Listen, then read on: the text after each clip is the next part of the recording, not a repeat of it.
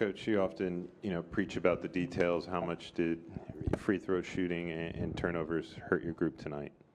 I think that was it.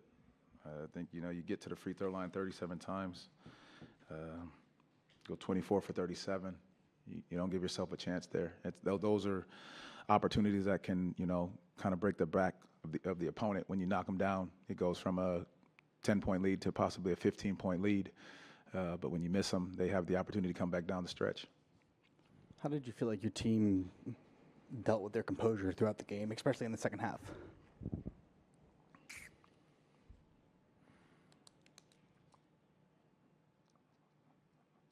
I think there were moments that, we got together, we tied it in, and then there was moments that we can be better.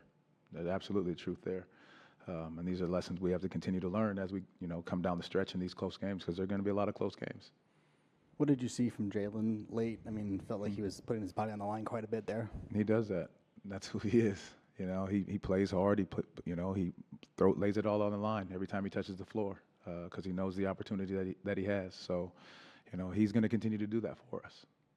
I know we've made a lot of trying to increase the pace and trying to find some life in the offense. What did you think about the pace and maybe the tempo that the team played with in the second half? And what do you need to do when that slows down a little bit or slows down more than you'd like it? Yeah, I think a lot of the turnovers happened early, and in a lot of ways it was just, the spacing, the timing, the movement. That was a big portion of it. I think us being able to get out in transition is something that's going to be key for us on the stops. But the other side is, you go 24 for 37 from the free throw line, it's hard to give yourself a chance in a close game. Even with the free throws, like you guys missed, I think 10 of those free throws in the first half. Mm-hmm. You guys still had the lead. What maybe went sideways in that fourth quarter, especially? I know you guys struggled with the 3-point shot in the second half, but what maybe went sideways that kind of got the offense off kilter a little bit to not score even with the missed free throws? You got to give Atlanta a ton of credit for the way they turned up the defensive pressure, the defensive heat. A lot of the physicality there. You got to give them credit for the way they played.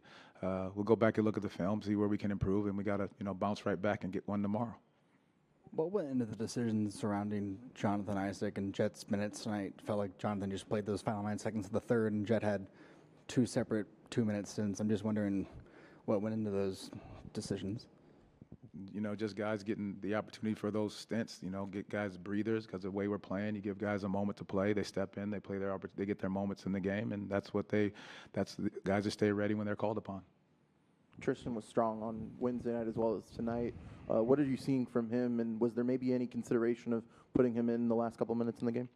There was some thought about it. I think that group in there had a little bit of a rhythm, and they had worked on some things together. So I think, go back and look at the tape and see exactly what we could have done differently, where we could improve, other than the free throws and the turnovers. But what could we have done, tactically different?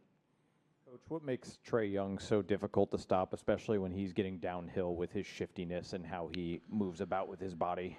Yeah, he got downhill quickly down the stretch because his ability to knock down shots, so you have to press up. And then, a couple of those last ones where he gets downhill and stops on a dime, and you're stuck in the place of you're trying not to foul, but he takes away your space, and then you give him that call, so it's hard. You're trying not to defend him without fouling, without giving up the easy layup, but he's such a shifty player that he can stop on a dime and get that call, as well as, kind of throwing his body into the defender and then getting that call. So it's tough to defend it that way.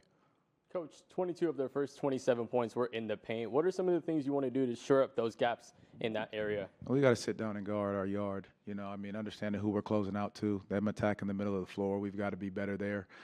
Just closing off gaps and then showing early help and then getting out. Paolo struggled with his shot in Wednesday's game, struggled again with his field goal percentage, at least in tonight's game. What do you need to do to get him going and get him moving in the right direction to be the player that he can be? Paolo continues to work. There's not something I worry about with him when it comes to that. Like, he puts in the time, puts in the work, understanding how he needs to play and what he's going to continue to do. On the other end, Franz led you offensively, come out aggressive in both games. What have you seen from him offensively so far this year? Just a pure level of aggression, getting out in transition, getting some early easy baskets, make or miss, looking to get out and run, just putting pressure on the defense, getting to the paint, touching the paint, and then being able to make a play from there. Thank you all. Appreciate it. Just real quick, do you expect to have Jalen available tomorrow? No. Okay.